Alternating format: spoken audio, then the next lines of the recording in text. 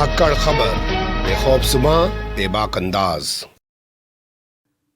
धाकड़ खबर के news room से मैं आपके साथ हूं अकरम रईस खान। एक और देखने में आ रहा है कि विदेश यात्रा के दौरान प्रधानमंत्री नरेंद्र मोदी राष्ट्रपिता महात्मा गांधी की प्रतिमा पर माल्यार्पण कर रहे हैं, उन्हें नमन कर रहे हैं और उनको अहिंसा का पुजारी बता रहे हैं। तो दूसरी ओर उनकी कैबिनेट में रक्षा मंत्री यानी कि राजनाथ सिंह प्रधानमंत्री नरेंद्र मोदी की तुलना कर रहे हैं राष्ट्रपिता महात्मा गांधी से।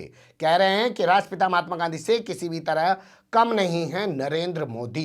इन दोनों तस्वीरों को कैसे देखा और समझा जा सकता है, और क्या पहली बार राष्ट्रपिता महात्मा गांधी का सहारा लेकर राजनाथ सिंह ने इस तरीके का कोई बयान दिया, या इससे पहले किसी और के बारे में इस तरीके का कोई बयान दे चुके हैं, और क्या इसके अलावा और जगह भी इस तरीके की चीजें उभरकर सामने आ चुकी हैं नरेंद्र मोदी को लेकर, राष्ट्रपिता महात्मा गांधी से उनकी तुलना को लेकर। तमाम चीजें 4 हिस्से में आपके सामने रखने जा रहा हूं।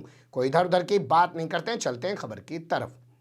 देखिए, खबर के पहले हिस्से में राजनाथ सिंह को लेकर बात कर लेते हैं। राजनाथ सिंह वर्तमान सरकार में रक्षा मंत्री हैं। पिछली सरकार में 2014 से 2019 के बीच ये गृह मंत्री हुआ करते थे, लेकिन कुल मिला के इनकी इमेज एक निंदा मंत्री की, इसके अलावा कुछ करते हुए ये दिखाई नहीं देते हैं। लेकिन इनकी सबसे बड़ी जो खूबी है, जो आज ये यहाँ पे बैठे हैं, उसे आपको जान लेना चाहिए। 2013 में पार्टी के यानी कि भारतीय जनता पार्टी के राष्ट्रीय अध्यक्ष हुआ करते थे नितिन गडकरी। नितिन गडकरी के सामने जब ये प्रस्ताव लाया गया कि नरेंद्र मोदी को प्रधानमंत्री चेहरे के तौर पर पेश करना है, यानी कि भारतीय जनता पार्टी का प्रधानमंत्री का चेहरा बनाना है, तो उन्होंने सीधे तौर पर इनकार कर दिया। उसके बाद एक कंट्रोवर्सी हुई, पता चला कि भ्रष्टाचार के आरोप लगे नितिन गडकरी पर, उनकी किसी कंपनी को लेकर जो महाराष्ट्र में है, और उसके बाद उन्हें राष्ट्रीय अध्यक्ष का पद छोड़ना पड़ा और राष्ट्रीय अध्यक्ष का पद दिया गया राजनाथ सिंह को। राजनाथ सिंह ने बैठते ही नरेंद्र मोदी के चेहरे को हरी झंडी दे दी। उसी के बाद से नरेंद्र मोदी को, अमित शाह व राजनाथ सिंह को अपने अगल बगल रखते हैं। वैसे इसी क्रम में आप सर्च करने की कोशिश करेंगे तो आपके सामने एक नाम और उभर के आएगा, वो है अरुण जेटली का। जिस वक्त सुप्रीम कोर्ट ने अमित शाह को तड़ीपार किया, तो उस वक्त भी पार्टी के राष्ट्रीय अध्यक्ष नितिन गडकरी हुआ करते थे।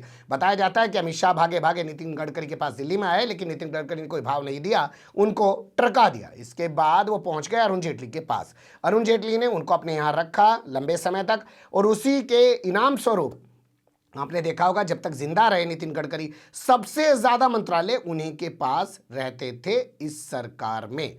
खैर, अब आते हैं मुद्दे पे। तो राजनाथ सिंह ने बयान दिया है कि महात्मा गांधी से किसी भी तरह कम नहीं है नरेंद्र मोदी, क्योंकि नरेंद्र मोदी को भारतीय समाज की जो समझ है, वो समझ राष्ट्रपिता महात्मा गांधी के बाद सिर्फ नरेंद्र मोदी में नजर आती है। उनकी जबानी सुन लीजिए।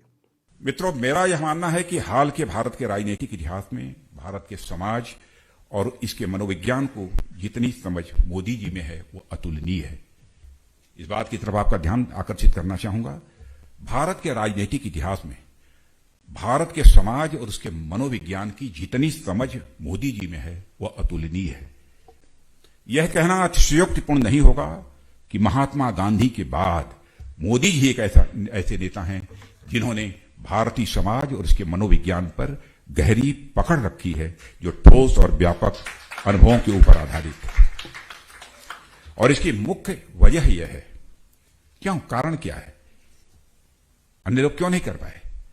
महात्मा गांधी की भी मैं मानता हूं कि एक आध्यात्मिक पृष्ठभूमि थी, और मोदी जी के बारे में भी कहना चाहता हूं कि यह स्थिति उनकी बन पाई है, यह ताकत उनके पास यदि आ पाई है, तो उनकी आध्यात्मिक पृष्ठभूमि के कारण ही बन पाई है। बहुत लोगों को मालूम होगा कि आध्यात्मिक पृष्ठभूमि की बात मैं क्यों कर रहा हूं।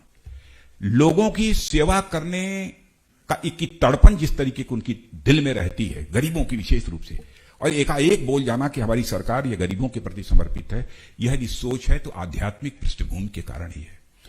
सुन लिया आपने राजनाथ सिंह को। अब आपको बताते हैं राजनाथ सिंह ने बयान दिया कहां है। राम बहु महालगी प्रबोधनी द्वारा एक प्रोग्राम आयोजित किया गया, जिसमें कहा गया कि नरेंद्र मोदी के संवैधानिक सीट पर रहते हुए 20 साल पूरे हो चुके। आप जानते हैं 13 साल वो मुख्यमंत्री रहे हैं गुजरात के, और 7 साल से वो देश के प्रधानमंत्री हैं, और हाल फिलहाल में उन्होंने अपने कार्यकाल के 20 साल पूरे किए हैं। विपक्ष के तौर पर उनकी कभी कोई भूमिका नहीं रही है, कोई उन्होंने चुनाव नहीं लड़ा, एक तरफा। हो सकता है इसके बाद आने वाले 2022 में वो आपको देश के राष्ट्रपति बनते हुए दिखाई दिए, क्योंकि उनके नाम तमाम कीर्तिमान हो जाएंगे, मुख्यमंत्री का भी, प्रधानमंत्री का भी, और देश के राष्ट्रपति होने का भी। और इसी के साथ गृह मंत्री अमित शाह का भी वो सपना पूरा हो जाएगा जो आज तक सरदार पटेल का नहीं पूरा हो पाया, जो आज तक लाल कृष्ण आडवाणी का नहीं पूरा हो पाया। आप जानते हैं सरदार पटेल गृह मंत्री थे और साथ में उप प्रधानमंत्री थे। इसी तरीके से लाल कृष्ण आडवाणी जो है गृह मंत्री थे और उप प्रधानमंत्री थे और प्रधानमंत्री कभी नहीं बन पाए। हमेशा 2004 का चुनाव हो, 2009 का चुनाव हो, लड़ा गया लाल कृष्ण आडवाणी के चेहरे पर, कहा गया पीएम इन वेटिंग, और वो पीएम इन वेटिंग ही रह गए।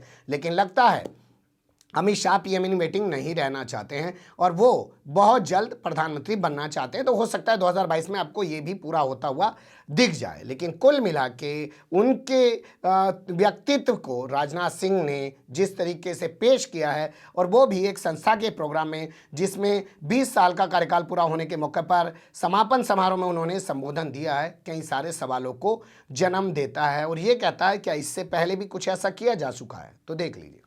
जी हाँ, इससे पहले भी बहुत कुछ किया जा चुका है। जैसे हाल फिलहाल में अभी आपने राजनाथ सिंह का बयान देखा होगा, जब सावरकर पर एक किताब आई तो उन्होंने सावरकर को वीर सावरकर बताते हुए कहा कि उनके जैसा जो है स्वतंत्रता सेनानी भारत के इतिहास में पैदा नहीं हुआ। तो बोलिए ना, नरेंद्र मोदी से विदेश में जाके महात्मा गांधी की प्रतिमा के चरण क्या छू पड़ रही है, उनको माल्यार्पण क्या कर रही है, वहाँ जाके भी सावरकर की प्रतिमा लगा दे कि ये हमारी पहचान है, बता दें वहाँ जाके कि गोलवलकर हमारी पहचान है, हेडगेवार हमारी पहचान है। क्यों नहीं बताते हैं? क्योंकि पता है वहाँ जाके इन लोगों के नाम पर इज्जत नहीं मिल पाएगी, वहां तो गांधी के नाम पे ही इज्जत मिल सकती है। तो इन्होंने कह दिया था कि गांधी के कहने पर ही सावरकर ने माफी मांगी थी। उस बयान के बाद इनकी काफी आलोचना हुई थी, जितने इतिहासकार थे उन्होंने खूब आलोचना की और कहा कि सावरकर ने तो माफी मांगने का सिलसिला 1911 में ही शुरू किया था और राष्ट्रपिता महात्मा गांधी की एंट्री तो 1916 के बाद भारत की राजनीति में हुई है। तो उनसे पहले ही वो माफ़ी मांगने लगे थे। इतना बड़ा झूठ बोला, लेकिन उसको लेकर ना कोई माफ़ी मांगी, ना कोई शर्मिंदगी जताई, ना कोई खेद व्यक्त किया। और अब नरेंद्र मोदी की तुलना कर दी है राष्ट्रपिता महात्मा गांधी से। पहली बार नहीं हुआ, लगातार कर रहे हैं। आगे चलते हैं। क्या इससे पहले कुछ और भी हो चुका है? जी हाँ, इससे पहले 2017 में आपको लेके चलना चाहेंगे। एक टीवी चैनल है, उसके डिबेट शो में कन्हैया कुमार के साथ बहस करते हुए संबित पात्रा ने नरेंद्र मोदी को देश का बाप बता दिया था, पापा बता दिया था। वो आप लोगों को खूब बखूबी याद होगा और वो सोशल मीडिया पर खूब अच्छे से वायरल भी हुआ था, जिस पर कन्हैया कुमार जो वर्तमान समय में कांग्रेस में आ गए हैं, उस वक्त जेएनयू छात्र के नेता के तौर पर उनकी एक बड़ी इमेज थी। हालांकि आज भी जेएनयू छात्र नेता के तौर पर ही उनकी एक इमेज मानी जाती है, लेकिन अब वो कांग्रेस के नेता बन चुके हैं। उन्होंने कहा पापा होंगे आप लोगों के, देश के पापा नहीं हैं। तो यहाँ राजनाथ सिंह जो है वो कह रहे हैं कि नरेंद्र मोदी जो हैं महात्मा गांधी के बराबर हैं, यानी कि फादर ऑफ नेशन बन गए हैं, राष्ट्रपिता बन गए हैं। और इसी तरीके से सावरकर के साथ भी महात्मा गांधी का नाम जोड़ने की कोशिश की जा रही है। और उससे पहले आप देख सकते हैं कि संबित पात्रा ने कहा कि नरेंद्र मोदी देश के बाप हैं। अब इसके अलावा कुछ और भी आपके सामने रख देते हैं। देखिए, खबर हमने निकाली है 25 सितंबर 2019 की। विदेश के दौरे पे गए हुए थे देश के प्रधानमंत्री, अमेरिका में पहुंचे हुए थे। तो अमेरिका में डोनाल्ड ट्रंप ने उनको फादर ऑफ इंडिया बता दिया और नरेंद्र मोदी ने उस पर ऐतराज़ नहीं किया। उस पर यह नहीं कहा कि मुझे फादर ऑफ इंडिया मत बताइए, क्योंकि फादर ऑफ इंडिया राष्ट्रपिता महात्मा गांधी है। इस पूरे मामले को लेकर कांग्रेस ने कड़ी आलोचना भी की थी अमेरिका के उस वक्त के राष्ट्रपति डोनाल्ड ट्रंप की। वैसे डोनाल्ड ट्रंप की ज़बान का कोई एतबार तो था नहीं, क्या बोल दे, कब किसको बोल दे और कहाँ बोल दे, कुछ पता नहीं था।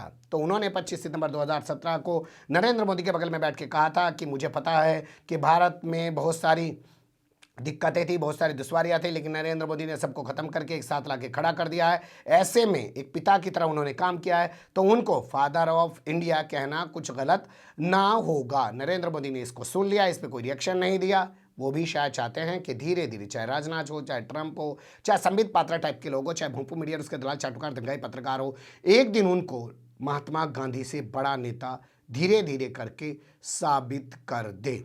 और एक झूठ को बार बार बोलिए, सच हो ही जाता है। जैसे देखा ना बाबरी मस्जिद वाले मामले में, अरे ये कलंक है, मंदिर तोड़ के बनाई गई है, ये राम का जन्म स्थान है, लोगों के दिमाग में भरा गया, फिर भीड़ आई, तोड़ दिया और आज वहाँ मंदिर बन रहा है और किसी को कोई ऐतराज़ नहीं है कि किस जगह पे वो मंदिर बनाया जा रहा है। ठीक ऐसे ही इनकी तमाम चीज़ें मिट जाएंगी। बार बार उस चीज़ को बोलते रहिए कि गांधी के बाद ऐसा व्यक्तित्व दुनिया में या इंडिया के अंदर कोई नहीं आया है, ये दूसरे हैं, यानी कि गांधी के बराबर के हैं। जाने दीजिए, ये तो चीज़ें आती रहेंगी, आपके सामने रखते रहेंगे। फिलहाल ये खबर थी, मुझे लगा कि आपको रूबरू कराया जाए। बने रहेगा धाकड़ खबर के साथ। फिलहाल कमेंट्स के रूप में आप लोग अपनी राय दे सकते हैं। खबर को लाइक कर सकते हैं, चैनल को सब्सक्राइब कर सकते हैं और ज़्यादा से ज़्यादा हमारी खबरों को शेयर कर सकते हैं। फिर ऐसे ही किसी सुलगते हुए या उलझते मुद्दे लेकर मैं आपके सामने हूँगा हाजिर। फिलहाल अभी मुझे दें इजाज़त।